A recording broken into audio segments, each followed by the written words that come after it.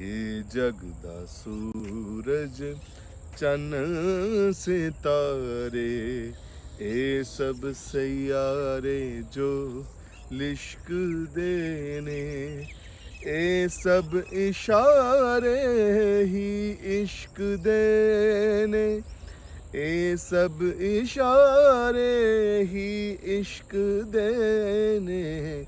ਇਹ ਜਗ ਦਾ ਸੂਰਜ ਚੰਨ ਸਿਤਾਰੇ, ਇਹ ਸਭ ਸਯਾਰੇ ਜੋ ਲਿਸ਼ਕਦੇ ਨੇ। ਜੋ ਪੀਲੇ ਪੱਤਿਆਂ ਤੇ ਲਿਖ ਕੇ ਚਿੱਠੀਆਂ, ਇਹ ਰੁੱਖ ਸਮੁੰਦਰਾਂ ਨੂੰ ਭੇਜਦੇ ਨੇ, ਤਾਂ ਪੜ੍ਹ ਕੇ ਚਿੱਠੀਆਂ ਨੇ ਉੱਡਦੇ ਪਾਣੀ, ਕਣੀ ਕਣੀ ਹੋ ਕੇ ਬਰਸਦੇ ਨੇ, ਕਣੀ ਕਣੀ ਹੋ ਕੇ ਬਰਸਦੇ ਨੇ।